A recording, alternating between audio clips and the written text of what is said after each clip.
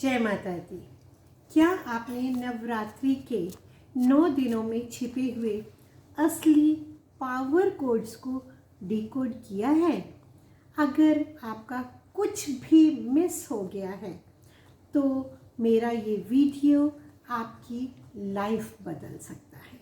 चलिए एक साथ रिकैप करते हैं नवरात्रि की 9 सबसे बड़ी सीख। सबसे पहला दिन जो नवरात्रि का था वो था माँ शैलपुत्री का।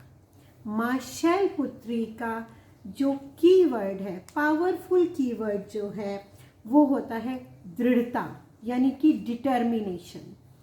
और लाइफ के लिए जो उनकी एडवाइस है वो एडवाइस ये है, अपने लक्ष्य पर अडिग रहें, क्योंकि शुरुआत जो होती है वो थोड़ा सा मुश्किल होती है। पहला कदम बढ़ाना थोड़ा सा मुश्किल होता है, इसीलिए अपने पहले कदम को बढ़ाने का साहस उठाएं तो आप अपने लक्ष्य तक ज़रूर पहुंच जाएंगे। दूसरी देवी जी थे। दूसरे दिन नवरात्रि का दूसरा दिन समर्पित है माँ ब्रह्मचारिणी को। माँ ब्रह्मचारिणी का जो कीवर्ड है वो होता है अनुशासन, यानी कि डिसिप्लिन की बात करती हैं।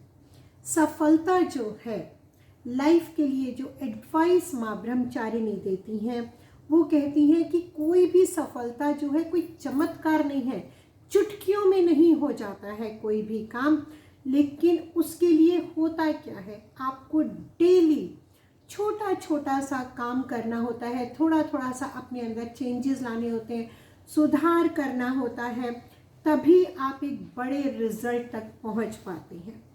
और इसीलिए कहते हैं बिना विचलित हुए, बिना घबराए हुए निरंतर कॉन्टिन्यूअस प्रयास करते रहिए। नवरात्रि का तीसरा दिन था माँ चंद्रघंटा। माँ चंद्रघंटा प्रतीक है एकाग्रता की, यानी कि फोकस करने का उनका प्रतीक होता है। तो माँ चंद्रघंटा का ये मानना है, लाइफ के लिए एडवाइस जो माँ चंद्रघंटा दे रही हैं वो ये एडवाइस होती है कि बाहर के शोर को शांत कर। कैसे शांत कर सकते हैं? अपने अंदर जो है उसकी आंतरिक, जो हमारी इनर पीस है, उसकी आवाज़ को सुने, तभी जो है हम अपने एम पर कंसंट्रेट कर पाएंगे, वरना हम अपने एम को भुला देंगे, भटकाव आ जाएगा। नवरात्रि का चौथा दिन माँ कूष्मांडा का। माँ कूष्मांडा जो है वो सृजन, यानी कि क्रिएटिविटी की प्रतीक है। माँ कूष्मांडा कहती हैं आपकी एक मुस्कान और पॉजिटिव एटीट्यूड जो है वो आपके संसार का निर्माण करता है। इसका मतलब क्या हुआ कि ज़ीरो से अगर क्रिएशन की शुरुआत करनी है तो आपको पॉजिटिव एटीट्यूड रखना है और एक प्यारी सी स्माइल अपने चेहरे पर रखिए। देखिए आपके काम कितनी जल्दी पूरे हो जाएंगे। नवरात्रि का पांचवा दिन माँ स्कंद माता का दिन है, जो कि करुणा, प्यार और निस्वार्थता की, दैट मीन्स सेल्फलेसनेस का प्रतीक है। माँ स्कंद माता बताती हैं कि जब आप दूसरों के लिए रास्ता साफ करते हैं तो आपके लिए रास्ता खुद ब खुद साफ होता चला जाता है। तो निस्वार्थ भाव से अगर आप दूसरों के लिए कोई काम कर रहे हैं तो ईश्वरीय शक्ति, ब्रह्मांड की शक्ति आपका साथ देती है और आपके लिए खुद रास्ता बन जाता है। उसके बाद छठा दिन था माँ कात्यायनी। माँ कात्यायनी विवेक की प्रतीक है। दैट मीन्स वो चाहती हैं क्लैरिटी होनी चाहिए, स्पष्टता होनी चाहिए। दिखावे की दुनिया में आपको केवल देखना नहीं है, पहचानना है।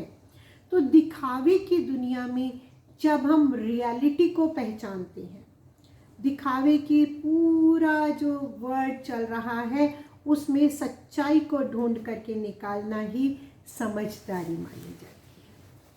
तो माँ कात्यायनी कहती हैं कि समझदारी से काम लीजिए, रियलिटी में जीना सीखिए। 7वां दिन था माँ कालरात्रि के लिए समर्पित रहा है। माँ कालरात्रि निर्भयता यानी कि फियरलेसनेस का प्रतीक है। और माँ कालरात्रि का ये कहना है कि डर जो है, किसी भी तरीके का डर जो हमारे अंदर भय बैठा हुआ है, हमें उस डर को ओवरकम करना है, उसका सामना करना चाहिए और उस डर को अपनी शक्ति बना लो।